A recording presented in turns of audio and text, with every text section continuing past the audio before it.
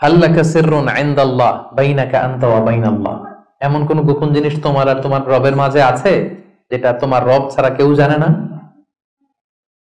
হাল্লাকা সিররুন ইনদাল্লাহ বাইনাকা আনতা ওয়া বাইনাল্লাহ, হাল্লাকা সাদাকাতুন তাখফা লা ইয়ালামুহা ইল্লাল্লাহ, হাল্লাকা সিররুন ইনদাল্লাহ বাইনাকা আনতা ওয়া বাইনাল্লাহ, হাল্লাকা সাদাকাতুন তাখফা লা ইয়ালামুহা ইল্লাল্লাহ। সুবহানাল্লাহ। তোমার আর তোমার রবের মাঝে এরকম গোপন কোন ডিলিংস আছে যেটা কেউ জানে না? জীবনে কখনো গোপন দান করছো যেটা কেউ দেখেনি? ওইটাই কাজে লাগবে। এজন্য ষষ্ঠ আল্লাহ রাসূল সাল্লাল্লাহু আলাইহি ওয়াসাল্লাম বলেছেন, সাবআতুন ইউযিল্লুহুমুল্লাহু ফি যিল্লিহি ইয়াওমা লা যিল্লা ইল্লা যিল্লুহু, 7 শ্রেণীর ব্যক্তিকে আল্লাহ তাআলা আরশের নিচে ছায়া দিবেন, যেদিন আরশের ছায়া ছাড়া আর কোনো ছায়া থাকবে না। ইউযিল্লুহুমুল্লাহু ফি যিল্লিহি, আল্লাহ তাআলা সেদিন তার নিজের ছায়া দিবেন, বলতে উদ্দেশ্য হচ্ছে ফি যিল্লি আরশিহি, আল্লাহর আরশের ছায়ায় তিনি 7 শ্রেণীর ব্যক্তিকে সেদিন রাখবেন। আল্লাহর আরশের ব্যাপারে আপনারা শুনেছেন না, যে আর রহমানু আলাল আরশি ইস্তাওয়া, আল্লাহ তাআলা আরশের উপর পজিশন নিয়েছেন। আল্লাহ তাআলার পজিশন কোথায়? আরশের উপর। আরশ হচ্ছে মহাবিশ্বের সবকিছুর উপরে এটার অবস্থান। আমরা খালি চোখে উপরে কি দেখি? আকাশ। আসলে আমরা আকাশ দেখি না, এটা দেখি মহাশূন্য, স্পেস। প্রথম আকাশ যে কত বড় তার কোনো হিসাব নাই। এই যে পৃথিবী থেকে সূর্য 13 লক্ষ গুণ বড়, পুরো পৃথিবীটাই তো আমাদের দেখার সুযোগ হয়নি। এই পৃথিবীর চেয়ে নাকি এবার সূর্য কয় গুণ বড়? Can you imagine that? 13 লক্ষ গুণ বড়। সূর্যের চেয়ে এরকম কোটি কোটি গুণ বড় তারা আছে। এরকম বিলিয়ন বিলিয়ন তারা নিয়ে আমাদের গ্যালাক্সির নাম হচ্ছে মিল্কি ওয়ে। এটার পরে আরেকটা গ্যালাক্সি সবচেয়ে কাছের অ্যান্ড্রোমেডা, এটা আরো বড়। ওইখানে বিলিয়ন বিলিয়ন ট্রিলিয়ন গ্যালাক্সি, এরকম প্রত্যেকটা গ্যালাক্সি ঘুরছে, প্রত্যেকটা তারা তাওয়াফ করছে মহাশূন্যে। এরকম হাজার কোটি তারা নিয়ে আমাদের প্রথম আকাশের মহাশূন্য। প্রথম আকাশ কিন্তু অনেক উপরে। এই যে নাসার বিজ্ঞানীরা, অমুক বিজ্ঞানীরা রকেট দিয়ে এখানে যায় ওখানে যায়, এরা প্রথম আকাশের 1 কোটি ভাগের 1 ভাগও এখন অর্জন করতে পারেনি। ওই প্রথম আকাশের পরে হচ্ছে দ্বিতীয় আকাশ। ওই দ্বিতীয় আকাশের তুলনায় প্রথম আকাশটা কত ছোট শুনেন। আপনার হাতের আংটি যদি আপনি বিশাল মাঠের মধ্যে ছেড়ে দেন, একটা মরুভূমির মধ্যে ফেলে দেন, পুরো মাঠের তুলনায় হাতের আংটি যত ছোট, আল্লাহর দ্বিতীয় আসমানের তুলনায় আল্লাহর প্রথম আসমানটা ঠিক তত ছোট। দ্বিতীয় আসমান আরো বড়, তৃতীয়টা আরো বড়। যত উপরে ঊর্ধ্বাকাশের যত কাহিনী একটার চেয়ে একটা বড়, এরকম 7টা আকাশ। তার উপরে সিদরাতুল মুনতাহা, বর্ডার এরিয়া। তার উপরে লা জামান লা মাকান, ওইখানে সময়ের হিসাব নাই, স্পেস নাই, সময় নাই। কারণ আল্লাহর সময় দিয়ে বাঁধা যায়? আমাদের যেমন বসতে জায়গা লাগে, আল্লাহর পজিশনে থেকে জায়গার প্রসঙ্গটা আসে না। কারণ লাইসা কামিসলিহি শাই, উনি কারো মতো না, উনি উনার মতো। ওয়ালাম ইয়াকুল্লাহু কুফুয়ান আহাদ, তার মতো কেউ নাই। তো তিনি কার মতো? তিনি তার মতো। তার মতো কেউ নাই, তো তিনি কার মতো? তিনি তার মতো। তার উপরে হচ্ছে আল্লাহর কুরসি, তার উপরে আল্লাহর আরশ, সেখানে আল্লাহর পর্দা। এই পর্দার পেছনে আল্লাহ তাআলার সত্তা। আমাদের বাড়ির পর্দাগুলো কি দিয়ে তৈরি বলেন তো? কাপড় দিয়ে। আল্লাহর পর্দাগুলো আলো দিয়ে তৈরি, নূরের পর্দা। পর্দাটাই আলো। এজন্য সাহাবারা জিজ্ঞেস করেছিলেন, ইয়া রাসূলুল্লাহ হাল রাআইতা রাব্বাক, আপনি কি মেরাজের রাতে আপনার রবকে দেখেছিলেন? রাসূল সাল্লাল্লাহু আলাইহি ওয়াসাল্লাম বলেছিলেন, নূরুন আন্না আরাহু, উনি তো নূর, আলোর পর্দা, চোখ ঝলসে যাওয়ার মতো অবস্থা, আমি কিভাবে দেখবো? তার মানে সরাসরি দেখেননি। আল্লাহ তাআলার সাথে সিক্রেট মিটিং হয়েছিল, কনভারসেশন হয়েছিল, কথাবার্তা হয়েছিল। তার উপরে হচ্ছে আরশ। ওই আরশের ছায়ার নিচে কিয়ামতের ময়দানে আল্লাহ তাআলা 7 শ্রেণীর ব্যক্তিকে স্থান দিবেন। কয় শ্রেণীর? 7 শ্রেণীর ব্যক্তিকে স্থান দিবেন, যে দিনটা হবে 50 আলফা সানা মিম্মা তা'উদ্দুন, 50,000 বছরের সমান একটা দিন, কিয়ামতের দিন। 50,000 বছর। মানুষগুলো সব হয়রান হয়ে যাবে। ইহশারুন নাসু ইয়াউমাল কিয়ামাতি হুফাতান উরাতান মুশাতান গুরলা। রাসূল সাল্লাল্লাহু আলাইহি ওয়াসাল্লাম বললেন, প্রতিটি মানুষ হুফাত, কারো পায়ে জুতা নেই। আমাদের প্রত্যেকের জুতা আছে না আজকে? সেদিন জুতা থাকবে না। উরাতান, নেকেড, উলঙ্গ। গাড়ি নাই, কিছু নাই, ঘোড়া নাই, গোরলা, জন্মদিনের পোশাকে সবাই পাগলের মতো আমাদের আসে বলে ইয়া রাসূল, এটা কেমন কথা? কারো গায়ে যদি ড্রেস না থাকে তো সবাই লজ্জা পাবে না? একে অন্যকে দেখে হাসাহাসি করবে না? আল্লাহ রাসূল সাল্লাল্লাহু আলাইহি ওয়াসাল্লাম বললেন, লিকুল্লি ইমরিইন মিনহুম ইয়াওমা ইদিন শাআনু ইউগনি। আয়েশা, সেদিনটা এত ভয়ঙ্কর হবে যে অন্যের কি অবস্থা এটা চিন্তা করতেই সে ভুলে যাবে। নিজের অবস্থা নিয়ে এত পেরেশানিতে সে থাকবে, ঘর্মাক্ত, ক্লান্ত, শ্রান্ত, পেরেশান। সূর্যটা একেবারে মাথার কাছে চলে আসবে, সূর্যের তাপে মাথার মগজগুলো গলে নাকের ছিদ্র কানের ছিদ্র দিয়ে বেয়ে বেয়ে পড়বে, জিহ্বাটা কুকুরের মতো বেরিয়ে আসবে সামনের দিকে। মানুষ হাঁপাতে থাকবে, দৌড়াতে থাকবে, ক্লান্ত শ্রান্ত, কেউ কাউকে চেনে না। ইয়াউমা ইয়াফিরুল মারউ মিন আখিহি ওয়া উম্মিহি ওয়া আবিহি ওয়া সাহিবাতিহি ওয়া বানিহি। ভাই ভাইকে চিনবে না, পরিচয় দিবে না। মা ছেলেকে দেখে পরিচয় দিবে না, বন্ধু বন্ধুকে দেখে পরিচয় দিবে না, সবাই ইয়া নাফসি ইয়া নাফসি। ওই ভয়ঙ্কর দিনে আল্লাহ তাআলা 7 শ্রেণীর লোককে তার আরশের নিচে ছায়া দিবেন। আমরা কি চাই না যে আমরা ওই 7 শ্রেণীর অন্তর্ভুক্ত হই? আমরা আল্লাহ তাআলার কাছে কামনা করি আমরাও যেন সেই 7 শ্রেণীর অন্তর্ভুক্ত হয়ে সে ভয়ঙ্কর দিনে আল্লাহ তাআলার আরশের নিচে ছায়া পেতে পারি। আরো জোরে আমরা সবাই পড়ি আমিন। ওই 7 শ্রেণীর ব্যক্তিদের মধ্যে প্রথম শ্রেণী হচ্ছে ইমামুন আদিল, ন্যায়পরায়ণ শাসক, the just ruler, the just king. যেই বাদশাহ, যেই শাসক, যেই কিং তার প্রজাদের প্রতি ন্যায়পরায়ণ ভাবে বিচার করে, ইকুয়ালি ট্রিট করে সবাইকে, কারোর উপর জুলুম করে না। কারণ আল্লাহ তাআলা জুলুম পছন্দ করেন না। আল্লাহ কি কারোর উপর জুলুম করেন? কিয়ামতের দিনের বিচারে তিনি কারোর উপর জুলুম করবেন? আল্লাহ তাআলা বলেন, ইন্নী হারামতু যুলমা আলা নাফসি, আমি আমার উপর জুলুমকে হারাম করেছি, ফালা তাযালামু, তাই তোমরাও তোমাদের উপর জুলুম করো না, খবরদার। আয-যুলমু যুলুমাতুন ইয়াউমাল কিয়ামা, যারা পৃথিবীর বুকে কারোর উপর জুলুম করবে, এই জুলুমটা জুলুমাত হয়ে, অন্ধকার হয়ে তার কাঁধে চেপে বসবে কিয়ামতের দিন। সো আল্লাহ তাআলা প্রথম 7 জনের মধ্যে সর্বপ্রথম যাকে আরশের নিচে ছায়া দিবেন তিনি হচ্ছেন ইমামুন আদিল, just king, the just ruler, ন্যায়পরায়ণ শাসক, যারা আদালতের সাথে কাজ করে। ইন্নাল্লাহা ইয়া'মুরুকুম বিল আদলি ওয়াল ইহসান, আল্লাহ তাআলা এই আদালতের ব্যাপারে, জাস্টিসের ব্যাপারে সবসময় তিনি আদেশ করেন। জাস্টিস ভায়োলেট হয়, ন্যায়পরায়ণতা, ইনসাফ, এটা ভায়োলেট হয়, এটা আল্লাহ তাআলা কখনো চান না। যারা বিচার করার সময় ন্যায় বিচার করে, উভয় পক্ষের কথা শুনে, যারা রায় দেওয়ার সময় ন্যায় সঙ্গত ভাবে রায় দেয়, যারা জনগণের ট্রিট করার সময় সঠিকভাবে ট্রিট করে, সেই ধরনের রাজা যারা, সেই ধরনের কিং যারা, রুলার যারা, তারা সেদিন স্থান পাবে। এটা শুধু আল্লাহর কাছেই না, যারা জাস্ট রুলার তাদেরকে দুনিয়ার মানুষরাও পছন্দ করে না অনেক। উদাহরণস্বরূপ বলছি, ফর এন এক্সাম্পল, এই যে রেসেপ তাইয়িপ এরদোগান, জাস্ট উদাহরণ। আরো অনেক ভালো ভালো রুলার আছে, আপনারা আরো ভালো বলতে পারবেন। তো এই যে তুরস্কের রেসেপ তাইয়িপ এরদোগান, মুসলিম বিশ্বের বিভিন্ন ইস্যু নিয়ে উনি খুব কনসার্নড, চমৎকার চমৎকার উদ্যোগ নিচ্ছে। এটা আমাদের খুব ভালো লাগে না? আমাদেরকে অনুপ্রাণিত করে, আমাদেরকে উজ্জীবিত করে। ইভেন কি অমুসলিম রাষ্ট্রপ্রধান যারা এই জাস্ট রুলার, যারা সব সময় কি করে, ন্যায়পরায়ণতার সাথে মানুষের সাথে ট্রিট করে, তাদেরকে সবাই পছন্দ করে। কানাডার প্রধানমন্ত্রীর নাম জানেন আপনারা?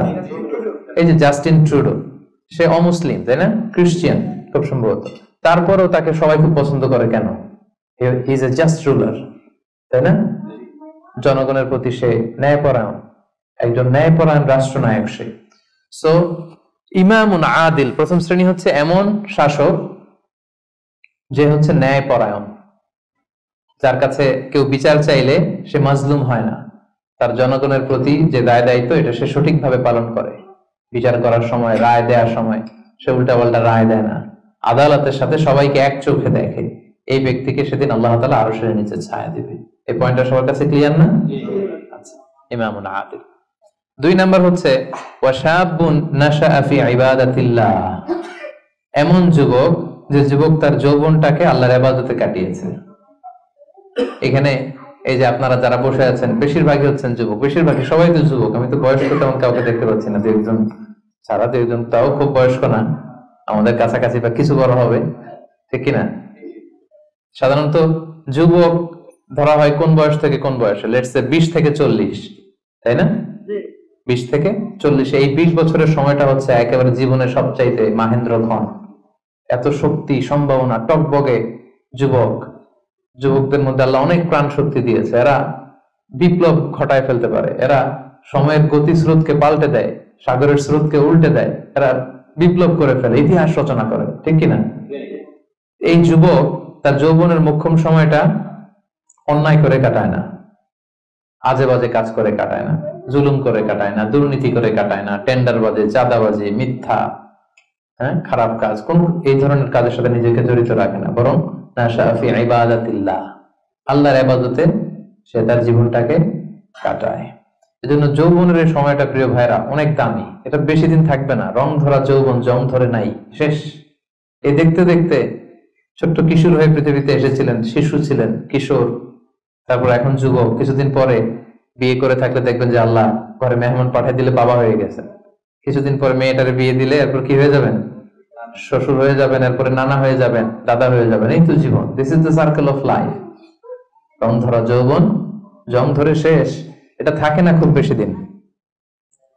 এই জন্য এই যৌবনের এই সময়টাকে যারা আল্লাহর ইবাদতে তারা কাটিয়েছে, তাদেরকে আল্লাহ তাআলা আরশের নিচে ছায়া দিবেন। নাশা ফি ইবাদাতিল্লাহ। এবং যৌবনের ইবাদতকে আল্লাহ তাআলা খুব বেশি পছন্দ করে। ইবাদতটা অনেক ব্রড সেন্সে যদি আপনি চিন্তা করেন, অনেকে মনে করে যে শুধু নামাজ পড়া, শুধু রোজা রাখা, শুধু জিকির করা এটাই ইবাদত। আসলে ব্যাপারটা কিন্তু এমন নয়। মানব কল্যাণে আপনি যাই করেন, আল্লাহ তাআলার আদেশ পালনে আপনি যাই করেন, সবটাই ইবাদত, ঠিক কিনা? আপনি যদি রক্ত দেন, মুমূর্ষ রোগীকে বাঁচাতে রক্তের প্রয়োজন হয় না? আপনি যদি তাকে বাঁচাতে রক্ত দেন, এটাও ইবাদত। আপনি পরিবেশকে সুন্দর রাখার জন্য গাছ লাগালেন, এটাও ইবাদত। আপনি একজন মানুষ বিপদে পড়েছে, he doesn't know what to do, আপনি তাকে কনসালটেশন করলেন, কিছু সুন্দর পরামর্শ দিলেন, গাইড করলেন যে এইটা ভুল, এইভাবে করো, এই যে আপনি টাইম ব্যয় করলেন, কনসালটেশন দিলেন, এটা ইবাদত। অনেকে মনে করে যে শুধু তাসবিহ, জিকির, কোরআন তেলাওয়াত এগুলাই মনে হয় ইবাদত। না, যে পথেই আল্লাহর সন্তুষ্টি, যে কাজ করলে আল্লাহ তাআলা সন্তুষ্ট হন, এই সবগুলো কাজই কিন্তু ইবাদত। তাই যৌবনের এই মোক্ষম সময়টাতে আল্লাহ তাআলার ইবাদত করে আমাদেরকে কাটাতে হবে। ওমা খালাকতুল জিন্না ওয়াল ইনসা ইল্লা লিয়াবুদুন, আমি মানব জাতি আর জিন জাতিকে কেবলই সৃষ্টি করেছি আমার ইবাদতের জন্য। এজন্য এই বয়সে, আপনাদের এই বয়সের অফিসে খুব ব্যস্ততা, এখানে খুব ব্যস্ততা, এরপরেও যে একটু কষ্ট করে নামাজটা পড়েন, এরপরে যে জামাতে আসেন, এরপরে আপনি সুন্নাহ মোতাবেক চলতে যাচ্ছেন, দাঁড়িয়ে রাখছেন, এটা অনেক বড় ইবাদত। এটা আল্লাহ তাআলার কাছে অনেক বেশি প্রিয়। বৃদ্ধ বয়সের ইবাদতের চেয়ে যৌবনের ইবাদত আল্লাহর কাছে অনেক বেশি প্রিয়। এর কারণ হচ্ছে, বৃদ্ধ বয়সে ইবাদত ছাড়া করবেটা কি? ইবাদত ছাড়া তো সময়ই কাটে না। কারণ ঘরে এর কথা শোনার কেউ নাই, কেউ সময় দেয় না, রাতে ঘুম আসে না, 3টার দিকে ঘুম ভেঙে যায়। বাংলাদেশের কথা যদি বলি, দেখবেন যে মুরব্বীরা 3টা-4টার পরে নাকি ওনাদের ঘুমিয়ে আসে না। তো ওযু করে ইমাম সাহেবের 1 ঘন্টা আগে আসে মসজিদে ফজর পড়তে। ইমাম সাহেব দেরি করলো কেন, মুয়াজ্জিন দেরি করলো কেন, ওনারা এটা বলে। কারণ ওই যে ঘুম আসে না, কি করবে? তখন তার ইবাদত করা ছাড়া সময়ই কাটে না। ওই ইবাদত আল্লাহর কাছে ততটা প্রিয় নয় যতটা প্রিয় হচ্ছে একজন যুবকের ইবাদত, ঠিক কিনা? আপনি যৌবন কালে যদি আল্লাহ তাআলা দাসত্ব করতে পারেন, ইবাদত করতে পারেন, আপনার বার্ধক্য উপনীত হওয়ার পরে ইবাদত করতে না পারলে আল্লাহ তাআলা ইবাদত দিয়ে আপনার আমলনামা পূর্ণ করে দিবে। সুবহানাল্লাহ, পূর্ণ করে দেবে। ফজরের সময় উঠতে পারতেছেন না, কোমরে ব্যথা, ডায়াবেটিস ইত্যাদি ইত্যাদি, আল্লাহ বলবে যুবক অবস্থায় কি করেছিল ওটা দেখো, ওই সময় যা করছে ওটা লিখে দাও। এই জন্য আল্লাহ রাসূল সাল্লাল্লাহু আলাইহি ওয়াসাল্লাম বলেছেন যে এই যৌবনটারে কাজে লাগাও। আল্লাহ রাসূল সাল্লাল্লাহু আলাইহি ওয়াসাল্লাম বলেছেন 5টা বিষয় আসার আগে 5টা জিনিসকে কাজে লাগাও। এর মধ্যে একটা হচ্ছে শাবাবাকা ক্বাবলা হারামিক, বার্ধক্য আসার আগে যৌবনকে কাজে লাগাও। সিহহাতাকা ক্বাবলা মারাদিক, অসুস্থতা আসার আগে সুস্থতাকে কাজে লাগাও। গিনাকা ক্বাবলা ফাকরিক, গরীব হয়ে যাওয়ার আগে তোমার ধনাঢ্যতাকে কাজে লাগাও। ফারাগাকা ক্বাবলা শুগলি, ব্যস্ত হয়ে যাওয়ার আগে অবসরটারে কাজে লাগাও। হায়াতাকা ক্বাবলা মাউতিক, মৃত্যু আসার আগে জীবনটারে কাজে লাগাও। এজন্য যৌবনটাকে যেন আমরা কাজে লাগাই প্রিয় ভাইরা। এবং কিয়ামতের ময়দানে 5টা প্রশ্ন করা হবে, এই 5টা প্রশ্নের উত্তর না দিয়ে কোনো বনি আদম পাই নাড়াতে পারবে না, পা নাড়াতে পারবে না। এর মধ্যে প্রথম প্রশ্ন, আন হায়াতিহি ফিমা আফনা, তার জীবনটা সে কোন কাজে লাগিয়েছে। ও আন শাবাবিহি ফিমা আবলা, জীবনের মধ্যে যে যৌবন ছিল ওই সময় কি করছে। তো সে কি ইসলামের বিরুদ্ধে তার কাজ করেছে? হারাম কাজগুলোতে সময় ব্যয় করেছে, হারাম ব্যবসা করেছে, হারামের সাথে সম্পৃক্ত ছিল, ইসলাম বিরোধী গোষ্ঠীর সাথে সম্পৃক্ত ছিল? আপনাকে জিজ্ঞেস করা হবে যে যৌবনের সময়টা আপনি কি কাজে লাগিয়েছেন, নাকি ইসলামের পক্ষে ছিল, যা করেছে ইসলামের পক্ষে কাজে লেগেছে? সম্পদ কোত্থেকে উপার্জন করেছে, কোথায় ব্যয় করেছে, যতটুকু জেনেছে ততটুকু মেনেছে কিনা? এই 5টা প্রশ্নের উত্তর দেওয়ার আগে বনি আদম কিয়ামতের ময়দানে পাই নাড়াতে পারবে না। এই জন্য দ্বিতীয় শ্রেণী হচ্ছে ওয়াশাবুন নাশাআ ফি ইবাদাতিল্লাহ, এমন যুবক যে তার যৌবনকে আল্লাহর ইবাদতে কাজে লাগিয়েছে। এজন্য যৌবনটাকে যেন আমরা কাজে লাগাই। মনে থাকবে সবার? সবাই কিন্তু আপনারা যুবক, এই সময়টা পাবো না, আমরা মিস করবো কিছুদিন পরে। এই যে কুচকুচে কালো দাড়ি, আপনার কি মনে হয় আজীবনে কালোই থাকবে? তাহলে আমাদের দাদার গুলা সাদা করলো কে? নানার গুলা সাদা করলো কে? ওই বয়সে যাওয়ার পরে এই কুচকুচে দাড়ি, কালো দাড়ি, কালো চুল, এগুলো কি হয়ে যাবে? সাদা হয়ে যাবে। এটাই জীবন। সো সময়টাকে যেন আমরা কাজে লাগাই, আমরা যেন অন টাইমে জামাতের সাথে সালাত গুলো যেন আদায় করি, কোনো হারাম কাজের সাথে যেন আমরা সম্পৃক্ত না হই। খুব হিসেব করে করে আমাদের এই যৌবনের চমৎকার সময়টা যেন আমরা কাজে লাগাই।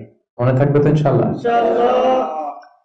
3 নাম্বার হচ্ছে ওয়ারাজুলুন কলবুহু মুআল্লাকুন বিল মাসাজিদ, এমন ব্যক্তি যার হৃদয়টা সবসময় মসজিদের সাথে ঝুলে থাকে, মসজিদের সাথে সবসময় লেগে থাকে, মসজিদের সাথে সম্পৃক্ত, মসজিদ ছাড়া আর কিছু ভালো লাগে না। এরকম কিছু টাইপ লোক আছে না? মসজিদ থেকে নামাজ পড়ে চলে আসছে বাসায়, কিন্তু মন ভরে আছে কই? মসজিদে। আমাদের অনেকের যায় মসজিদে কিন্তু মন থাকে কই? বাড়িতে। উল্টা হয়ে যায় আর কি, উল্টা যেন না হয়। অনেকে দেখবেন যে জোহরের নামাজ পড়ে বাসায় আসছে, বাট মনটা পড়ে আছে মসজিদে। এই 3 নাম্বার ব্যক্তি হচ্ছে রাজুলুন কলবুহু মুআল্লাকুন বিল মাসাজিদ। 3 নাম্বার ওই ব্যক্তিকে আল্লাহ আরশের নিচে জায়গা দিবে যার হৃদয়টা মসজিদের সাথে লেগে থাকে। আর মসজিদ খুব ভালো লাগে। জোহর পরে বাসায় আসে কিন্তু মনটা পড়ে থাকে মসজিদে, ভাবে যে আসরটা পড়তে কখন যাব। আবার আসরের সময় যে যখন বের হয় মনে মনে ভাবে মাগরিবের সময় আমি কই থাকবো, আশেপাশে সূরাও থাকবে কিনা, মসজিদের জায়গা থাকবে কিনা, নামাজটা জামাতে হবে কিনা, একটা টেনশন, একটা পেরেশানি, সবসময় মসজিদের দিকে মনটা লেগে থাকে সব সময়। এই ধরনের লোককে আল্লাহ তাআলা সেদিন তার আরশের নিচে ছায়া দিবেন। একটা হাদিস আল্লাহ রাসূল সাল্লাল্লাহু আলাইহি ওয়াসাল্লাম বলেছেন যে মান গাদা ইলাল মাসজিদি আও রাহা আ'আদাল্লাহু লাহু নুজুলান ফিল জান্নাতি কুল্লামা গাদা আও রাহা। সকাল সন্ধ্যা যে ব্যক্তি সবসময় মসজিদে যায়, যতবার সে মসজিদে যাবে ততবার আল্লাহ তাআলা জান্নাতের মধ্যে তার জন্য স্পেশাল একটা অ্যাপার্টমেন্ট তৈরি করবেন, স্পেশাল একটা বাঙ্কুয়েট হল তৈরি করবেন। এই যে এরকম বাঙ্কুয়েট হল, যেখানে তার হসপিটালিটি, তাকে আপ্যায়নের জন্য ফেরেশতারা বসে থাকবে। আল্লাহু আকবার।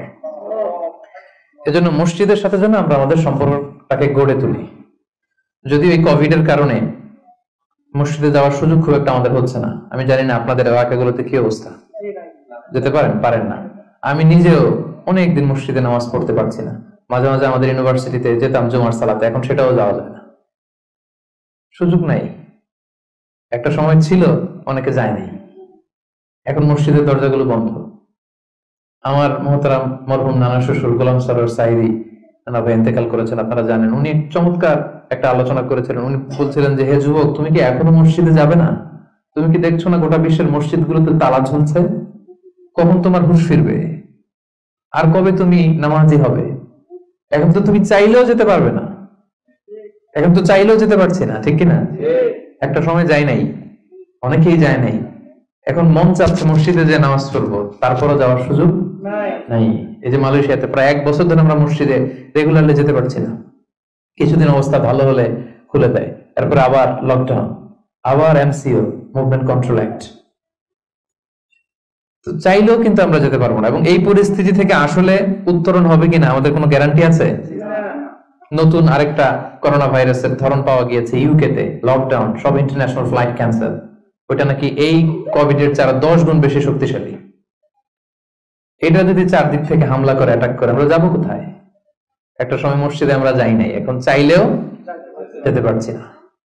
যেন সম্মানিত ভাইয়েরা, আমরা আল্লাহ তাআলার কাছে দোয়া করি যে আমাদের এই কঠিন পরিস্থিতি থেকে আল্লাহ তাআলা আমাদেরকে উত্তরণ দিক, মসজিদগুলোকে আল্লাহ তাআলা খুলে দেওয়ার ব্যবস্থা করে দিক, আমরা যেন আবার আগের মতো মসজিদে যে আল্লাহ তাআলাকে সিজদা দিতে পারি। সো রাজুলুন কলবুহু মুআল্লাকুন বিল মাসাজিদ। 3 নাম্বার হচ্ছে এমন ব্যক্তি যার অন্তরটা সবসময় মসজিদের সাথে লেগে থাকে। দেখবেন অনেক লোক আছে মসজিদে গেলে ভালো ফিল করে, he feels good, he feels very comfortable. মসজিদে গেলে কেমন যেন একটা আরাম লাগে, শান্তি লাগে, প্রশান্তি অনুভব হয়, হয় না আপনাদের? মসজিদে গেলে অনেকের ঘুমও চলে আসে শান্তির চোটে। মসজিদে জুমার খুতবা দেওয়ার সময় ঘুম আসে না অনেকের? কারণ ওই সব গুনার বোঝা তো মসজিদের বাইরে ফেরেশতারা রেখে দিয়েছে, এবার হালকা হয়ে পাতলা হয়ে প্রশান্ত চিত্তে মসজিদে ঢুকলে প্রশান্তির ঘুম চলে আসে। সেজন্য আমাদের কামনা, ইচ্ছা, বাসনা, আকাঙ্ক্ষা এমন যেন হয় যে আমরা যেন সবসময় মসজিদ কেন্দ্রিক থাকতে পারি। কাজী নজরুল খুব চমৎকার করে লিখেছেন, মসজিদেরই পাশে আমার, যাতে গড়ে বসে মুয়াজ্জিনের আজান শুনতে পাই। শুনেছেন না আপনারা? মসজিদেরই পাশে আমায় কবর দিও ভাই, যেন গড়ে হতেও মুয়াজ্জিনের আজান শুনতে পাই। আমার ঘরের পাশে দিয়ে ভাই নামাজিরা যাবে, পবিত্র সেই পায়ের ধ্বনি এ বান্দা শুনতে পাবে। গোরাজাব হতে গুনাহগার পাইবে রেহাই। বলেন সবাই, মসজিদেরই পাশে আমায় কবর দিও ভাই, যেন গড়ে হতেও মুয়াজ্জিনের আজান শুনতে পাই। কত মুমিন নামাজি ভাই মসজিদাঙ্গিনাতে আল্লাহর নামের জিকির করে লুকিয়ে গভীর রাতে। আমি তাদের সাথে ওই আল্লাহ নাম জপতে চাই, আল্লাহর নাম জপতে চাই। মসজিদেরই পাশে আমায় কবর দিও ভাই, যেন করে হতেও মুয়াজ্জিনের আজান শুনতে পাই। পড়েন আমিন। অসাধারণ চেতনা, হোয়াট ইজ স্পিরিট। ঢাকা বিশ্ববিদ্যালয়ের পাশে, খুব সম্ভবত কেন্দ্রীয় লাইব্রেরির পাশে নজরুলের কবরটা আজও আছে। আমি জিয়ারত করেছি একবার, যে পাশে মসজিদ, কেন্দ্রীয় মসজিদ ঢাকা বিশ্ববিদ্যালয়ের, তার পাশেই নজরুলের কবর। আজান হচ্ছে, লোকেরা দোয়া করছে, কবর জিয়ারত করছে। কি চেতনা ছিল, হৃদয় থেকে দোয়াটা করেছেন, আল্লাহ কবুল করেছেন, আলহামদুলিল্লাহ। রাজুলুন কলবুহু মুআল্লাকুন বিল মাসাজিদ। 3 নম্বর ব্যক্তি হচ্ছে যার হৃদয়টা সবসময় মসজিদের সাথে ঝুলে থাকে, সালাতের সাথে ঝুলে থাকে, সিজদার সাথে ঝুলে থাকে। মসজিদের সাথে সম্পর্ক আমরা বাড়াবো তো এখন থেকে, ইনশাআল্লাহ। রাজি আছেন সবাই? ইনশাআল্লাহ। আচ্ছা, চতুর্থ শ্রেণী হচ্ছে রাজুলানি তাহাব্বা ফিল্লাহ ইজতামা আলাইহি ওয়া তাফাররাকা আলাইহি। এমন 2 ব্যক্তি যারা একে অপরকে আল্লাহর জন্য ভালোবাসে, যারা একে অপরকে আল্লাহর জন্য ভালোবাসে। আল্লাহর জন্য ভালোবাসা, তারা যাই করে আল্লাহর জন্য করে। আমরা একে অপরের সাথে দেখা হলে বলি না, ভাই উহিব্বুকা ফিল্লাহ, আপনাকে আমি আল্লাহর জন্য ভালোবাসি, বলি না? এই যে আল্লাহর জন্য ভালোবাসা, একে অপরকে আল্লাহর জন্য যদি কেউ ভালোবাসে, এই 2 জন লোককে আল্লাহ তাআলা সেদিন আরশের নিচে ছায়া দেবে। হাদিসে কুদসিতে আল্লাহ তাআলা সেদিন বলবেন, আইনাল মুতাহাব্বুনা বিজালালি, আমার জন্য একে অপরকে ভালোবাসছি তারা কোথায়? কোথায় তোমরা যারা আমার জন্য একে অপরকে ভালোবেসেছো, কোথায় তোমরা? আসো। আজকে উযিল্লুকুম ফি যিল্লি ইয়াওমা লা যিল্লা ইল্লা যিল্লি, আজকে আমার আরশের নিচে আমি তোদের ছায়া দিয়ে রাখবো। আজকে আমার দেয়া ছায়া ছাড়া আর কোনো ছায়া নাই। তাই আমরা একে অপরকে যারা আল্লাহর জন্য ভালোবাসবো, তাদেরকে আল্লাহ তাআলা সেদিন আরশের নিচে ছায়া দিবেন। সুবহানাল্লাহ পড়েন। আল্লাহর জন্য ভালোবাসা কি? যাকে দেখলে আল্লাহর কথা স্মরণ হয়, তার কথা শুনলে আল্লাহর কথা স্মরণ হয়, তার সাথে বসলে আখিরাতের কথা স্মরণ হয়, এমন বন্ধু। আরেকজন আছে, এর সাথে বসলেই শুধু হিন্দি সিনেমার গান, এর সাথে বসলেই শুধু হারাম আলাপ, এর সাথে বসলেই অপ্রয়োজনীয় কথাবার্তা, অন্যের গীবত, চগলখড়ি, ব্যাকবাইটিং, এগুলো। এটা আল্লাহর জন্য তার সাথে সম্পর্ক নয়। তার সাথে সম্পর্কটা আমার আল্লাহর জন্য, আল্লাহ তাআলার কারণে আমি তাকে ভালোবাসি, কারণ সে আল্লাহর বান্দা, সে আল্লাহর প্রিয় বান্দা, সে আল্লাহর আদেশগুলো মেনে চলে। তাহলে একে অপরের ভালোবাসা হবে কার জন্য? আল্লাহর জন্য। ইজতামা আলাইহি, এই ভালোবাসা নিয়েই তারা পৃথিবীতে একত্রিত হয়। ওয়া তাফাররাকা আলাইহি, এবং আল্লাহর উপর ভালোবাসা অবশিষ্ট রেখে তারা পৃথিবী ত্যাগ করে। এই ধরনের লোককে আল্লাহ তাআলা সেদিন আরশের নিচে ছায়া দিবেন। এজন্য আমাদের সব কাজগুলো যেন প্রিয় ভাই একমাত্র আল্লাহর খুশির জন্য হয়। দুনিয়ার লোভের জন্য, দুনিয়ার স্বার্থের জন্য কোনো কাজ করা যাবে না। আপনি যদি দুনিয়ার স্বার্থের জন্য কোনো কাজ না করে শুধু আল্লাহর খুশির জন্য করেন, দুনিয়ার স্বার্থ এমনি উদ্ধার হয়ে যাবে, আই গ্যারান্টি। আপনি কয়েকদিন প্র্যাকটিস করে দেখেন যে যেটাই করব আমার আল্লাহ এই কাজে সন্তুষ্ট কিনা, এটা আপনি দেখে করেন, দেখবেন দুনিয়ার সবকিছু আপনার হাতের মুঠোয় চলে আসবে। ওটা দুনিয়াটা আপনার হাতের মুঠোয় আসবে যদি আল্লাহকে আপনি এইখানে স্থান দেন। আর দুনিয়াটার এইখানে স্থান দিলে গোটা দুনিয়া আপনাকে অপমান করে ছাড়বে, ঠিক কিনা? এই জন্য আমাদের ভালোবাসা যেন হয় শুধু কার জন্য? আল্লাহ রাসূল সাল্লাল্লাহু আলাইহি ওয়াসাল্লামকে আল্লাহ তাআলা আদেশ করেছেন, হে নবী আপনি বলে দেন, কুল ইন্না সলাতি ওয়া নুসুকি ওয়া মাহইয়ায়া ওয়া মামাতি লিল্লাহি রাব্বিল আলামিন। হে নবী আপনি বলে দিন আমার সালাত, আমার যাকাত, আমার রোজা, আমার হজ সবকিছু একজনের জন্য, তিনি কে? আল্লাহ। তাই আমাদের একে অপরের ভালোবাসাটা কার জন্য? আল্লাহর জন্য। আমি আপনাদেরকে আল্লাহর জন্য ভালোবাসি, এই যে আপনারাও আমাকে আল্লাহর জন্য ভালোবাসেন। তাহলে আমরা কিন্তু এই 7 শ্রেণীর ক্যাটাগরির মধ্যে পড়ে গেছি। আলহামদুলিল্লাহ করবেন না? তাহলে একে অপরকে কার জন্য ভালোবাসবেন? দুনিয়ার স্বার্থে? No, never. একজনের খুশির জন্য, তিনি কে? আল্লাহ। একে অপরকে যখন, ইমানি ভাইকে, দিনী ভাইকে যখন কেউ আল্লাহ তাআলার জন্য ভালোবাসে, এই ব্যক্তিদেরকে আল্লাহ তাআলা সেদিন তার আরশের নিচে ছায়া দিবেন। তাহলে কয়টা গেল 7টার মধ্যে থেকে? কয়টা মনে আছে তো?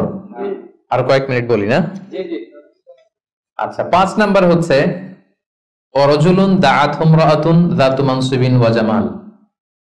এমন লোক, দাআতহু ইমরাআতুন যাতু মানসিবিন ওয়া জামাল, এমন ব্যক্তি যাকে কোনো সম্ভ্রান্ত, ডিগনিফাইড এন্ড প্রেস্টিজিয়াস ফ্যামিলির খুব দেখতে সুন্দর, গর্জিয়াস, বিউটিফুল কোন লেডি তাকে পাপ কাজের জন্য আহ্বান করলো, বিবাহ বহির্ভূত সম্পর্কের জন্য, দৈহিক সম্পর্কের জন্য আহ্বান করলো, এবং সে চাইলেই এই অশ্লীল কাজে, এই ব্যভিচারে, এই পাপ কাজে জড়িত হয়ে যেতে পারত, কিন্তু সে সেটা করেনি, সুযোগ পেয়েও এই কাজ করেনি, বরং সে সাহসিকতার সাথে বলেছে ইন্নী আখাফুল্লাহ, আমার পক্ষে এই প্রপোজাল, এই প্রস্তাব মেনে নেওয়া সম্ভব নয়, কারণ আমি একজনকে ভয় করি, তিনি কে? আল্লাহ। যাদের হৃদয়ে আল্লাহর ভয় আছে তাদের দ্বারা এই পাপ কাজ করা সম্ভব? সম্ভব না। ইন্নী আখাফুল্লাহ, আমি আল্লাহ তাআলাকে ভয় করি। জুলাইখা যখন ইউসুফ আলাইহিস সালামের প্রেমে মত্ত হয়ে, পাগল হয়ে নিজেকে প্রেজেন্ট করেছিল যে ইউসুফ আমি তোমার প্রেমে পাগল, পৃথিবীর কেউ টের পাবে না, 7টা তালা মেরেছি দরজায়, এই রাজপ্রাসাদের সিক্রেট রুম, আসো আমরা একে অপরের সাথে এই কাজে লিপ্ত হই। ইউসুফ আলাইহিস সালাম বলেছিলেন একই কথা, মাআযাল্লাহ, মাআযাল্লাহ, আমি আল্লাহর কাছে এই পাপ কাজ থেকে পানাহ চাই, আমার পক্ষে সম্ভব না, কারণ পৃথিবীর কেউ দেখে না, কিন্তু দেখে কে? আপনি দরজা বন্ধ করে, লাইট বন্ধ করে, সুইচ বন্ধ করে দিয়ে, পর্দা লাগাই দিয়ে আপনি পাপ করছেন, কেউ দেখে নাই পৃথিবীর, পুলিশ দেখে নাই, সিসি ক্যামেরা অফ করা, কেউ দেখে নাই, কিন্তু একজন দেখে, তিনি কে?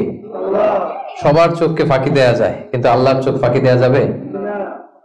এজন্য প্রিয় ভাইয়েরা, একজন মুমিন বান্দার জীবনে তার চরিত্রটা সবচাইতে দামি। এই যে এখানে আপনারা সবাই যুবক, এটা আমাদের ওয়াজ, আমাদের জন্য রেলেভেন্ট। এজন্য ইংরেজিতে বলা হয় when money is lost something is lost, যখন টাকা নষ্ট হয়, টাকা হারায়, এটা সামথিং, হাতের ময়লা আবার আসবে। when health is lost something is lost, যখন স্বাস্থ্য নষ্ট হয়, এটা কিছু একটা জিনিস নষ্ট হলো, কিন্তু when character is lost everything is lost, যখন চরিত্র শেষ, ওর কিচ্ছু নাই, ওর সব শেষ, ঠিক কিনা? এজন্য প্রিয় ভাইয়েরা, আমাদের চরিত্রটাকে হেফাজত করতে হবে। এটা হচ্ছে খুবই রেলেভেন্ট ওয়াজ আমাদের জন্য। শয়তানের হাতছানি, চাকচিক্যময় হাতছানি আমাদেরকে পাপের পথে নিয়ে যেতে পারে, কিন্তু খবরদার, ইউসুফ আলাইহিস সালামের সেই শিক্ষা যেন আমরা ধারণ করি। আমরা যেন বলি মাআযাল্লাহ, ইন্নী আখাফুল্লাহ, আমি আল্লাহ তাআলাকে ভয় করি। আমি কাকে ভয় করি? আল্লাহ তাআলাকে। আল্লাহ ইজ ওয়াচিং মি, আল্লাহ আমাকে দেখছেন, পৃথিবীর কেউ দেখে না, কিন্তু দেখে কে? আল্লাহ। আল্লাহ তাআলা তিনি দেখেন। এজন্য আল্লাহ তাআলা বিশ্বাসীদেরকে বলেছেন কুল্লিল মুমিনিনা ইয়াগুদ্দু মিন আবসারিহিম, হে নবী বিশ্বাসীদের বলুন তারা যেন তাদের চোখকে নামায়, lower your eyesight, lower your gauge, নিজের চোখের লাগাম টেনে ধরতে হবে, ওয়াহফাযু ফুরুজাহুম, এবং নিজের প্রাইভেট, এই লজ্জাস্থানের হেফাজত করতে হবে। আল্লাহ রাসূল সাল্লাল্লাহু আলাইহি ওয়াসাল্লাম বলেছেন মাইয়াদমান লি মা বাইনা লিহিয়াইহি ওয়া মা বাইনা রিজলাইহি আদমান লাহুল জান্নাহ। একটু খেয়াল করে শুনেন, আল্লাহ রাসূল বলেছেন আমার যে উম্মত আমাকে দুইটা অঙ্গের গ্যারান্টি দিবে যে এই দুই অঙ্গ দিয়ে সে কোনো পাপ করবে না, তাহলে ওই উম্মতকে আমি জান্নাতের গ্যারান্টি দিয়ে দিলাম। অঙ্গ দুইটা কি? এক হচ্ছে দুই চোয়ালের মাঝখানে যে অঙ্গটা থাকে মানে জিহ্বা, আরেক হচ্ছে দুই পায়ের মাঝখানে যেটা থাকে প্রাইভেট মানুষের লজ্জাস্থান। এই দুইটা অঙ্গের গুনাহ করবে না বলে যদি কোন উম্মত আমার গ্যারান্টি দেয়, আমি আমার ওই উম্মতকে জান্নাতের গ্যারান্টি দিব। এজন্য চক্ষুকে হেফাজত করতে হবে, নজরকে হেফাজত করতে হবে। বিশ্বাসীদের বৈশিষ্ট্য হচ্ছে ওয়াল্লাযীনা হুম লিফুরুজিহিম হাফিজুন, বিশ্বাসীরা তাদের প্রাইভেট লজ্জাস্থানের হেফাজত করে। তারা বিয়ে ছাড়া অন্য কোনো ভাবে যৌন সম্পর্কে জড়ায় না, তারা একটা বৈধ যৌন সম্পর্কে, হালাল যৌন সম্পর্কে তারা জড়ায়। বিয়ে ছাড়া কোনো যৌন সম্পর্ক ইসলাম আমাদের জন্য হালাল করে নাই। এজন্য যুবকদেরকে বিষ্ণু ইসা ইসলাম বলেছেন, ইয়া মা'আশারাশ শাবাব মান ইসতাতাআ মিনকুমুল বাআতা ফালিয়াতাযাওয়াজ, যাদের সক্ষমতা আছে আর্থিক এবং শারীরিক, ফালিয়াতাযাওয়াজ, বিয়ে করো। ফাইন্নাহু আগাদ্দু লিল বাসার, বিয়ে করলে চোখ নিম্নগামী হয়। ওয়া আহসানু লিল ফারাজ, লজ্জাস্থান হেফাজতে থাকে। ওয়া মান লাম ইয়াস্তাতি, যার সক্ষমতা নাই বিয়ে করার, ফাআলাইহি বিসসাওম, সে রোজা রাখো। সে কি করো? রোজা রাখো। ফাইন্নাহু লাহু বিজা, কারণ এই রোজার মাধ্যমে তাকে পাপ কাজ থেকে আল্লাহ তাআলা বাঁচাবেন। সুবহানাল্লাহ। এখানে বিয়ে করছেন না সবাই? সবাই বিবাহিত? আচ্ছা, আলহামদুলিল্লাহ। আল্লাহ তাআলা খুব দ্রুত যারা বিয়ে করে নাই তাদেরকে বিয়ের ব্যবস্থা করে দেয়। আমিন। বিয়েটা কিন্তু ভাই অনেক বরকতের। বিয়েটা কি? অনেক বরকতের। হালাল পন্থায় আল্লাহর দেয়া যৌবনকে উপভোগ করুন। মুমিনের সম্পর্ক হয় শুধু হালালের সাথে, হারামের সাথে মুমিনের কোনো সম্পর্ক আছে? সম্পর্ক নাই। যে বিয়ে করে তার দিনদারি, দিনের অর্ধেক পূর্ণ হয়ে যায়। আল্লাহ রাসূল সাল্লাল্লাহু আলাইহি ওয়াসাল্লাম বলেন, কেউ যখন বিয়ে করলো তার দিনের অর্ধেক পূর্ণ হয়ে গেল। ফালিয়াত্তাকিল্লাহা ফিন নিসফিল বাকি, বাকি অর্ধেকের ভয় করলেই চলবে, তার এখন অর্ধেক পূর্ণ হয়ে গেছে। আল্লাহু আকবার। আল্লাহ রাসূল সাল্লাল্লাহু আলাইহি ওয়াসাল্লাম বলেছেন, নিকাহ মিন সুন্নতি, বিয়ে আমার সুন্নাত। ফামান রাগিবা আন সুন্নতি ফালাইসা মিন্নি, যে আমার সুন্নতকে ঘৃণা করে ও আমার উম্মত হতে পারে না। যারা বিয়ে করতে চায়, বিয়ে করে নিজের পাপ থেকে নিজেকে বাঁচাতে চায়, তাদেরকে সাহায্য করা আল্লাহ নিজের জন্য ওয়াজিব করে ফেলেছেন। তিন শ্রেণী, আল্লাহ বলে তিন ধরনের ব্যক্তিকে সাহায্য করা আমি আল্লাহর উপর ওয়াজিব। কয় শ্রেণীর? এর মধ্যে এক শ্রেণীর হচ্ছে যে বিয়ে করতে চায়, আর নাকি আল্লাযী ইউরিদুল আফাফ, পুত পবিত্র থাকতে যে, চরিত্র বাঁচাতে যে বিয়ে করতে চায়, টাকা নাই, সমস্যা এটা সেটা, কিন্তু খুব চাচ্ছে বিয়ে করতে। আল্লাহ বলে ওই যুবককে হেল্প করা আমি আল্লাহর জন্য ওয়াজিব হয়ে গিয়েছে। অনেকে বিয়ে করে না এই জন্য যে আগে ধনী হয়ে নেই, টাকা পয়সা কিছু হোক এরপরে বিয়ে করবো, কিন্তু ইসলামের সিস্টেম হচ্ছে আগে বিয়ে করো, এরপরে আমি আল্লাহ তোমার ধনী বানায় দেবো। ধনী বানায় দেয় কে? তো আপনি আল্লাহর সিস্টেমে চলবেন না আপনার সিস্টেমে? ধনী হওয়ার সিস্টেমই তো হচ্ছে আগে বিয়ে করতে হবে। সব সফল লোকেরা, ধনী লোকেরা দেখবেন যে আগে আগে বিয়ে করে ফেলছে। এজন্য আমরা যেন বিয়ে করে হালাল পন্থায় আল্লাহর দেয় যৌবনকে উপভোগ করি। হারামের সাথে যেন আমরা কখনো কোনোভাবে আপোষ না করি, সম্পর্ক না করি। তাই পঞ্চম নাম্বার ব্যক্তি হচ্ছে যাকে কোনো রূপসী সুন্দরী পাপ কাজের অফার দেয়, সে কি অফারে ওই কাজে সাড়া দেয়? সেটাকে প্রত্যাখ্যান করে বলে ইন্নী আখাফুল্লাহ, আমি কাকে ভয় করি? আল্লাহকে ভয় করি। তাহলে 5 নম্বর ব্যক্তি হচ্ছে যারা নিজেকে পুত পবিত্র রাখে, যারা নিজেকে পাপ কাজ থেকে বাঁচিয়ে রাখে। কয়টা গেল? শুনতেছেন সবাই? 6 নম্বর হচ্ছে রাজুলুন তাসাদ্দাকা বিসাদাকাতিন ফাআখফাহা, এমন ব্যক্তি যে গোপনে দান করে। কিভাবে দান করে? গোপনে। কতটা গোপনে দান করে? হাত্তা লা তা'লামু শিমালু মা তুনফিকু ইয়ামিনু, এত গোপনে দান করে যে তার ডান হাত কি দান করেছে বাম হাত সেটা টের পায় না।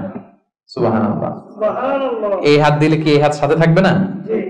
তারপরও আল্লাহ রাসূল সাল্লাল্লাহু আলাইহি ওয়াসাল্লাম হাদিসের ভাষ্যটা, বাক্য চয়নটা এমন ভাবে করেছেন যে এত গোপনে দেয় যে এই হাত কি করে এই হাতই জানে না, এই হাত কি করে এই হাতই জানে না, গোপনে দান করে। প্রকাশ্যে দান করা জায়েজ, দেখিয়ে দান করা জায়েজ আছে, কিন্তু শ্রেষ্ঠ দান, ভালো দান হচ্ছে গোপনে দান। কারণ দেখিয়ে দান করলে এটা আল্লাহর কাছে কবুল হতেও পারে, নাও হতে পারে। আপনার মনের মধ্যে রিয়া, লোক দেখানো ভাব থাকতে পারে, তাই না? আমাদের দেশে অনেক প্রোগ্রামে, মসজিদে, মাহফিলে বলে যে অমুক ভাই চেয়ারম্যান সাহেব, অমুক এমপি, অমুক দানবীর, উনি 1 লক্ষ টাকা, বলেন মারহাবা। তো সবাই বলে মারহাবা, আর উনারও একটা ইচ্ছা যে আমার একটু বলুক সবাই মারহাবা, দানবীর বলুক, আমি যে শিল্পপতি, বিজনেস ম্যাগনেট, একটু নাম টাম হোক আমার। এই যে নাম হোক, একটু নাম ফুটানোর মানসিকতা নিয়ে যে 1 লক্ষ টাকা দান করলো, 1টি টাকা আল্লাহর কাছে কবুল হয়নি। কারণ লোক দেখানো মানসিকতা নিয়ে নিয়ে করলে এটা আল্লাহ কবুল করে না, কারণ ওইখানে সে দুইজনের সন্তুষ্টি চাচ্ছে, লোকেও ভালো বলুক আল্লাহও ভালো বলুক। নো, আল্লাহ এটা নেবেন, এই শিরক করে ফেলছেন। শিরক মানে আল্লাহর সাথে যদি কাউরে আবার সাথে চান, আপনি অন্য কাউকে চাইতে পারবেন না, দেখাতে হবে একজনকে, তিনি কে? এটাকে বলা হয় শিরকুল আসগার, ছোট শিরক। লৌকিকতা, লোক দেখানো মানসিকতা, এটা ছোট শিরক, বড় শিরক না, এটা ছোট শিরক। সো এই লৌকিকতার মানসিকতা আমাদেরকে বন্ধ করতে হবে। অনেক দানবীর দানশীল ব্যক্তি কিয়ামতের দিন জাহান্নামে যাবে। আল্লাহ বলবে যাও, go to the hell fire, জাহান্নামে যাও।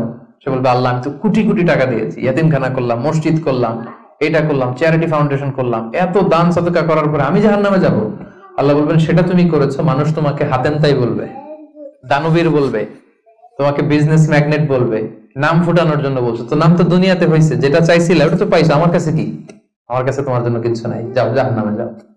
ওইরকম দানশীল যেন আমরা না হয়, আল্লাহ আমাদেরকে হেফাজত করুন। গোপনে দান, যদিও সেটা অল্প হয়। কেউ নাই, একটা লোক বসে আছে অন্ধ, আস্তে করে 100 টাকা বের করে দিয়ে দিলেন, কেউ দেখে নাই, দেখার দরকারও নাই। যিনি দেখার দরকার উনি দেখছে, উনি কে? আল্লাহ। মসজিদের দান বাক্স 500 টাকা দিয়ে দিলেন, কেউ দেখে নাই, এটা দুনিয়ার কাউকে খুশি করার জন্য আপনি দেননি, শুধু আল্লাহকে দেখানোর জন্য দিয়েছেন। এই দানটা আল্লাহ খুব পছন্দ করে। সাদাকাতুস সির তুতফিউ গাদাবার রব, গোপন দান আল্লাহর রাগকে প্রশমিত করে, আল্লাহর রাগকে কমিয়ে দেয় গোপন দান। এজন্য এই গোপন দানটা খুবই জরুরি। মুসনাদে আহমদ ইবনে হাম্বলের একটি হাদিস, পৃথিবী যখন আল্লাহ বানালেন, পৃথিবী কাঁপতে আরম্ভ করেছে, হেলে দুলে পড়ছে। আল্লাহ পৃথিবীতে পাহাড় নামিয়ে দিলেন, পাহাড় ঢুকিয়ে দিলেন। পাহাড় যখন প্যারেকের মতো ঢুকিয়ে দিলেন পৃথিবীতে, পৃথিবী আর কাঁপে না, আর ভূমিকম্প হয় না, আর নড়ে না। এই দৃশ্য ফেরেশতারা দেখে তো অবাক, বললেন ইয়া আল্লাহ, পাহাড়ের এত শক্তি যে পৃথিবীর মধ্যে পাহাড় যখন প্যারেকের মতো ঢুকাই দিলেন, পৃথিবী আর কাঁপে না, পৃথিবী একেবারে স্টেবল। ইয়া রাব্বি হাল মিন খালকিকা শাইউন আশাদ্দু মিনাল জিবাল, আল্লাহ আপনার সৃষ্টির মধ্যে পাহাড়ের চাইতে শক্তিশালী কি কিছু আছে? ফেরেশতারা জিজ্ঞেস করতেছে, আল্লাহ বলেন আছে। কি সেটা? আল হাদিদ, লোহা। আল্লাহ বললেন লোহা পাহাড়ের চাইতে শক্তিশালী, কারণ লোহা দিয়ে পাহাড় কাটা যায়, ঠিক না? লোহার হাতুড়ি দিয়ে পাহাড় কাটা যাবে না? কাটা যাবে। ফেরেশতারা বললেন হে আল্লাহ, হাল মিন খালকিকা আশাদ্দু মিনাল হাদিদ, তাহলে লোহার চেয়েও কি শক্তিশালী কিছু আপনার সৃষ্টিকুলের মধ্যে আছে? আল্লাহ বললেন আছে, সেটা হচ্ছে আন্নার, আগুন। কারণ আগুনের মধ্যে লোহা ঢেলে দিলে লোহা গলে যায়, তাইলে লোহা শক্তিশালী নাকি আগুন? আগুন শক্তিশালী।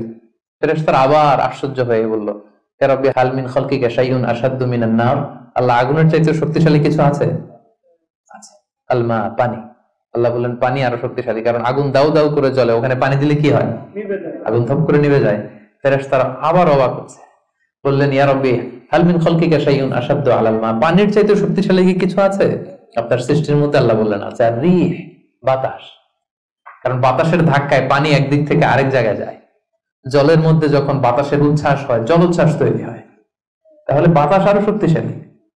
ফেরেশতারা বললেন ইয়া রাব্বি হাল মিন খালকিকা আশাদ্দু মিনার রিহ, আল্লাহ বাতাসের চাইতেও কি কোনো শক্তিশালী কিছু এই মহাবিশ্বে আছে? আল্লাহ বললেন আছে। সেটা কে? বনি আদম। এমন বনি আদম যে গোপনে দান করে,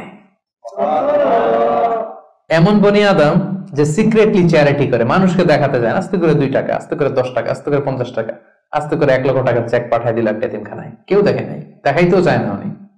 এই লোকটা ওই বাতাসের চাইতে বেশি শক্তিশালী। আল্লাহু আকবার। তাহলে গোপন দান আল্লাহর কাছে এত প্রিয়, যারা গোপনে দান করে তাদেরকে আল্লাহ তাআলা সেদিন আরশের নিচে ছায়া দিবেন। সুবহানাল্লাহ। এজন্য প্রিয় ভাইরা, আমাদের প্রত্যেকের কিছু গোপন আমলের দরকার আছে। গোপন, এটা কাউরে দেখানোর দরকার নাই, সবকিছু মানুষকে দেখাতে হয় না, সবকিছু ছবি তুলে ফেসবুকে দিতে হয় না। কিছু পার্সোনাল জিনিস থাকা লাগে, পার্সোনাল একটা area, personal space, personal life, personal charity, personal good deeds, এটা লাগবে আপনার। এটা আল্লাহ তাআলা বেশি পছন্দ করেন। তোমার আর তোমার রবের মাঝে এরকম গোপন কোন ডিলিংস আছে যেটা কেউ জানে না? জীবনে কখনো গোপন দান করছো যেটা কেউ দেখেনি? ওইটাই কাজে লাগবে। এজন্য 6ষ্ঠ শ্রেণী হচ্ছে ওই ব্যক্তি যে গোপনে দান করে, সিক্রেট চ্যারিটি করে। গোপনে দান করতে রাজি আছেন তো সবাই? নট নেসেসারি যে খুব বিগ অ্যামাউন্ট লাগবে। 1 রিঙ্গিট, কয় রিঙ্গিট? ওইটারে আল্লাহ পেলে পুষে উহুদ পাহাড়ের সমান উঁচু করে আপনার আমলনামায় ঢুকাই দিবে। কটা গেল? 7 নাম্বার হচ্ছে রাজুলুন যাকারাল্লাহা খালিয়ান ফাফাদাত আইনা, যে ব্যক্তি গোপনে আল্লাহর জিকির করে, আল্লাহকে স্মরণ করে, আর চোখের পানি ছাড়ে। কি ছাড়ে? চোখের পানি ছাড়ে। আমাদের তো চোখের পানি নামে না। কবে যে শেষ জীবনে কেঁদেছি আমাদের অনেকের মনেই পড়ে না। আরে কবে যেন কাঁদলাম সর্বশেষ? আল্লাহর ভয়ে। এত ব্যস্ত জীবন, এত যান্ত্রিক জীবন, এত বিজি স্ক্যাডিউল, আল্লাহর ভয়ে যে নিজের গুনার কথাগুলো স্মরণ করে একটু চোখের পানি ফেলবে এটাই ভুলে গেছি। যারা গোপন ভাবে আল্লাহ তাআলাকে স্মরণ করে চোখের পানি ফেলে, আল্লাহ ওই ব্যক্তিকে আরশের নিচে ছায়া দিবেন। 2 ফোঁটা পানি আল্লাহর কাছে সবচাইতে প্রিয়। এক হচ্ছে জিহাদের ময়দানে রক্তের ফোঁটা, আরেক হচ্ছে অনুতপ্ত বান্দার চোখের পানির ফোঁটা। জাহান্নামের আগুন কি দুনিয়ার আগুনের মতো? অনেক শক্তিশালী। পৃথিবীর কোনো কিছু এটাকে নিভাতে পারে না, কিছু না। শুধু পারে একটা জিনিস, সেটা হচ্ছে চোখের পানি। সেটা কি? চোখের পানি শুধু জাহান্নামের আগুনকে নেভাতে পারে। এজন্য রাসূল সাল্লাল্লাহু আলাইহি ওয়াসাল্লাম আল্লাহ তাআলার কাছে বলতেন, আল্লাহুম্মা ইন্নী আউযু বিকা আন আইনিন লা তাদমা। আল্লাহ, ওই চোখ থেকে আমি পানাহ চাই যে চোখ কাঁদে না, যে চোখ দিয়ে পানি নামে না। এরকম চোখ আমি চাই না আল্লাহ, এমন চোখ আমি চাই যে চোখ তোমার ভয়ে অশ্রু বিসর্জন দেয়। তাহলে সর্বশেষ শ্রেণী হচ্ছে যে ব্যক্তি গোপনে আল্লাহর ডাকে আর আল্লাহর ভয়ে চোখের পানি ছাড়ে। এই 7 শ্রেণীর ব্যক্তিকে আল্লাহ তাআলা সেই ভয়ঙ্কর দিন, যেদিন কোনো ছায়া নাই, গরম, পেরেশান, মানুষ ক্লান্ত শ্রান্ত ঘর্মাক্ত, সে ভয়ঙ্কর দিন আল্লাহ তাআলা আরশের নিচে আমাদেরকে ছায়া দেবেন।